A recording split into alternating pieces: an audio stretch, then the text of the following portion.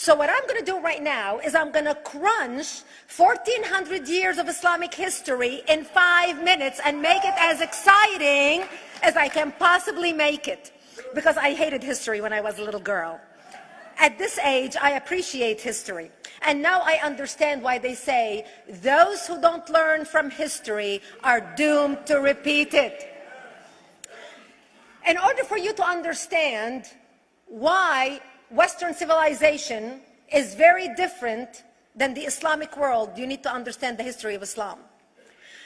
When Prophet Muhammad supposedly revealed his revelation from the angel Gabriel that he is supposed to be the last of the prophets in the early 600s, he started preaching in his own city, Mecca. He tried to recruit friends and followers to be able to spread his religion.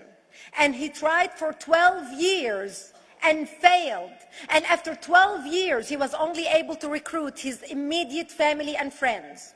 So he decided, if I go to Medina, which was the Jewish hub of Arabia, the business hub where the Jews lived, if I go there and preach my religion to them, if they accept me, that will buy me respect and stature between my own people, and they will accept me. So Prophet Muhammad started borrowing a lot from the Old Testament to make his religion more palpable to the Jews, to make it a lot similar. This is why you see a lot of similarities between Judaism and Islam. For example, Jews don't eat pigs, Muslims don't eat pigs. Jews pray a few times a day, Muslims pray a few times a day. Jews fast on Yom Kippur, Muslims fast on Ramadan. And this is why you started seeing a lot of good writing in the beginning of the Quran when Prophet Muhammad was saying all the good things about the people of the book. He took his message and went to Medina trying to recruit the Jews, talking about the people of the book, talking about how similar the two religions are.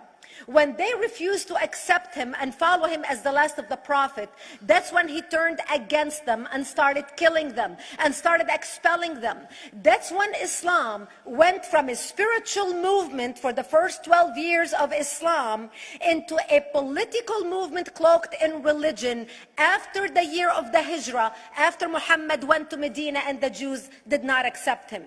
He became a military warrior and declared war on them and started expelling them. Jews and Christians became dhimmi, or second-class citizens. They were only allowed to stay alive and not be killed only by paying the jizya, or the protection tax. So they had a choice: convert to Islam, or if you want to stay alive, you have to pay the jizya or protection tax, living as dhimmi in the Islamic nation. Christians and Jews could not ring church bells. Jews could not blow the shofar. Christians could not ring church bells. They could not pray publicly. Christians and Jews could not gather together and build new churches or new temples. And the way they paid the jizya, or the protection tax, was in a monthly ceremony where they would get together downtown and the Jew would kneel on his knee and hand his goods to the mullah, who would take the goods as the price for buying the protection. And in many areas, Jews and Christians were given necklaces to wear as a receipt that they paid their jizya, or their protection tax. Jews considered najis under Islam. Najis is bodily fluid. Najis is garbage. Najis is dogs. Najis is dirty. So Christians and Jews were treated as second-class citizens. Islam continued to grow. As Islam grew, more people became dhimmi, or second-class citizens. Jews and Christians were given identifiable clothing. The yellow star, which was given to the Jews, that most people think is a German invention. It was actually an Islamic invention in the 9th century in Iraq by the second Khalif al-Mutawakkil of Iraq, who invented the yellow star for the Jews to be identified as they walked down the street. Because Jews were considered najis, if a Muslim man or a Jew walked on the same side of the street, the Jew had to cross the other side so the Muslim man can walk, so he's not dirtied by the filth of the Jew. Christians were given the zunnar, the belt, which most of you men are wearing right now.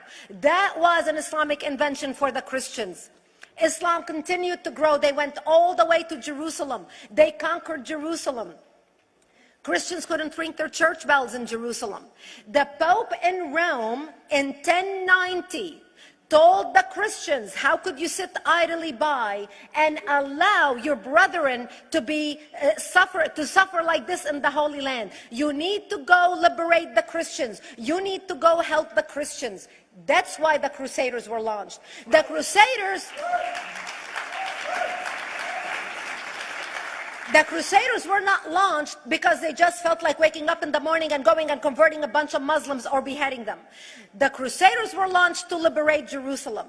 And they were able to liberate Jerusalem for less than 100 years before Salah ad-Din al-Ayyubi, Saladin, took it back, and Jerusalem remained under Islamic control until 1967, when the State of Israel liberated Jerusalem, where Christians, Jews, and Muslims could pray under the same sky.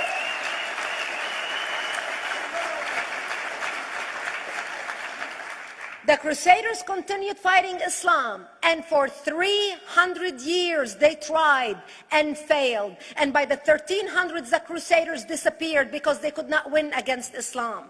Islam continued to expand. They went all the way to Central Europe. They went all the way to China. They went to India. They conquered Spain. They changed the name of Spain from Spain to Andalusia. And they started, as they advanced, as they conquered more nations, more people paid the jizya, or the protection tax. And this is how the Islamic Empire grew.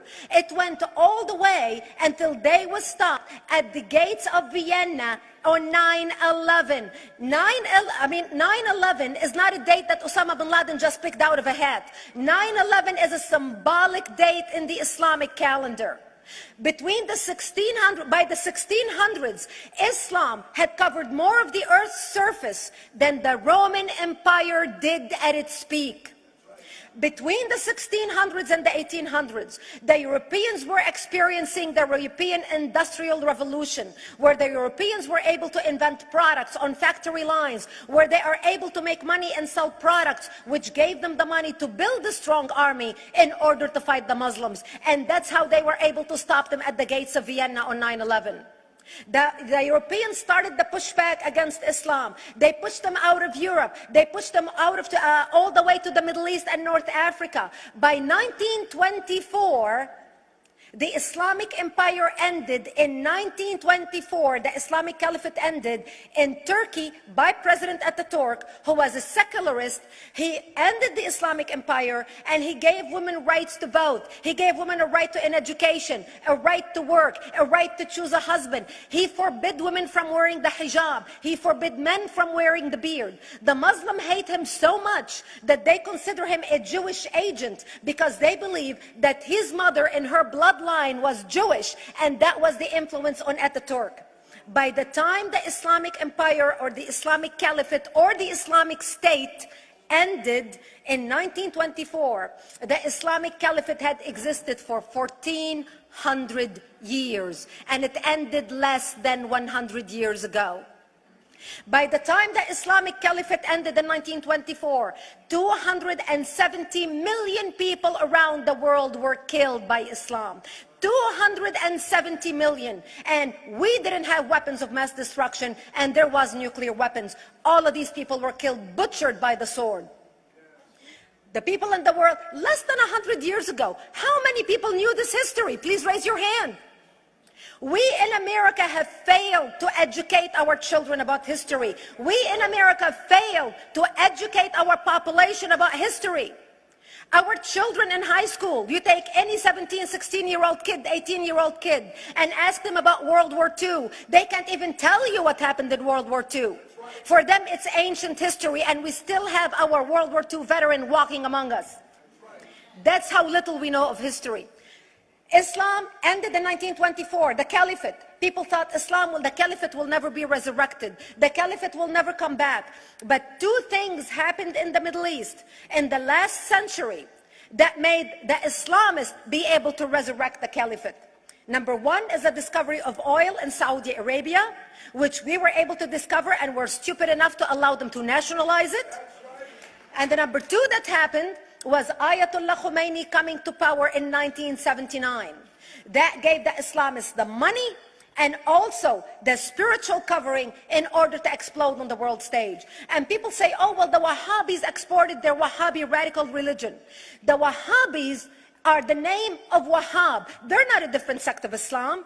They follow the authentic preaching of Prophet Muhammad, the way Prophet Muhammad lived and practiced his religion. This is why neither you or me or any infidel can step a foot in Mecca, because as far as they're concerned, we are filth. And as infidels, we're not allowed to step a foot, not President Obama and not anybody else.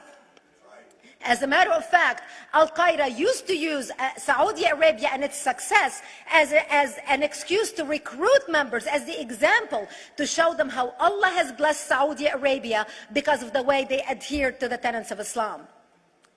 And today we talk about ISIS. ISIS is not a new invention. ISIS resurrected the caliphate that ended less than 100 years ago. Except we are too ignorant and too uninformed to understand what ISIS is doing and why ISIS is succeeding.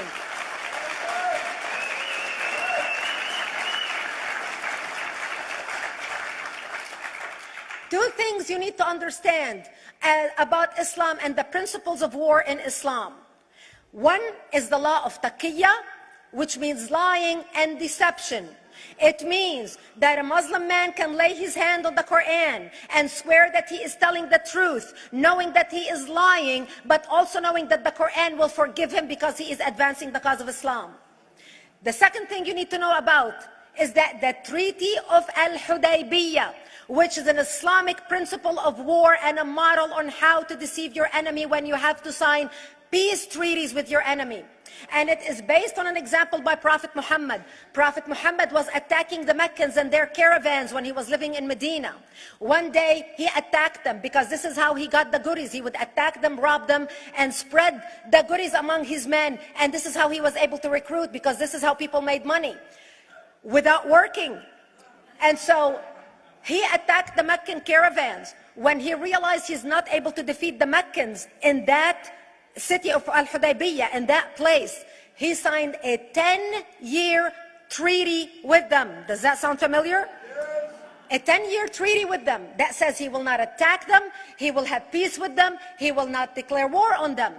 Muhammad used the treaty for 2 years to build his military, strengthen his army, and when he realized he was strong enough to attack his enemies when they least expected it, because they thought they had a peace treaty with Muhammad, he broke the treaty, attacked them 2 years later, and Mecca fell within 24 hours because they were not expecting the attack.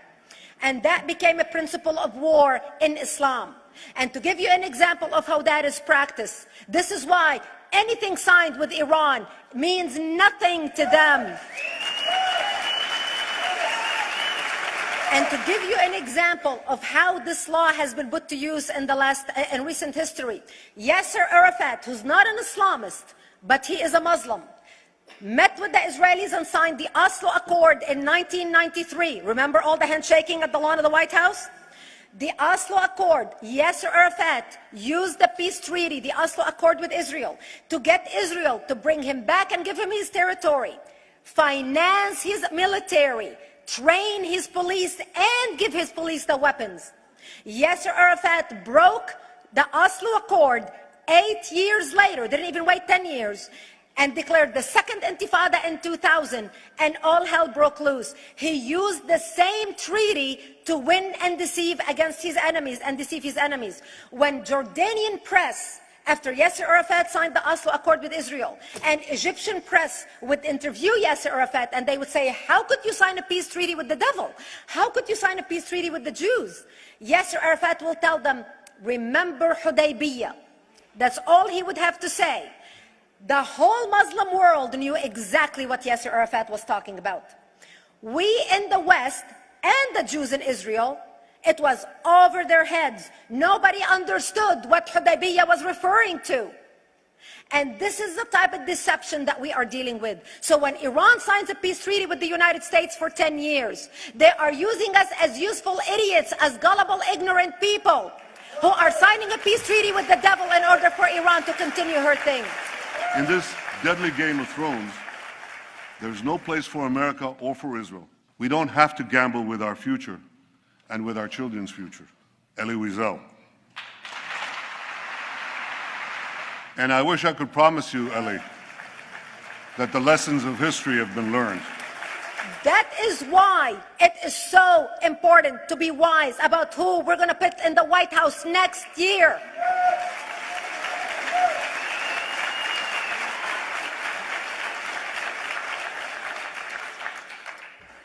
This is why it is very important that whoever we're going to elect next year to office, that the next president be well informed about the history of radical Islam, understand our enemy, understand what ISIS is all about, understand what their end goal is. And this is exactly, people are wondering how come ISIS is having such success recruiting people from all over the world. They exploded all over the world. The Pew Research did a poll, and of course the Pew Research is not Brigitte Gabriel, is not Fox News, is not Tony Perkins. The Pew Research did a poll in 2013 when they went around the world and interviewed Muslims from Islamic countries all over the world. And they asked them two questions. Would you like to have Sharia law as the law of your country? And would you like to see the Islamic Caliphate? And remember, this was in 2013, before ISIS. The 5 top countries in the world, in the Islamic world, the 5 top Islamic countries: Indonesia, 204 million Muslims; Indonesia, Pakistan, Egypt, Nigeria, and Bangladesh. 77% of Muslims interviewed in these Islamic countries, 77% want the establishment of Sharia law and want the establishment of an Islamic state. That means 77% of the world, quote, moderate Muslims agree with the establishment of ISIS and what ISIS is doing.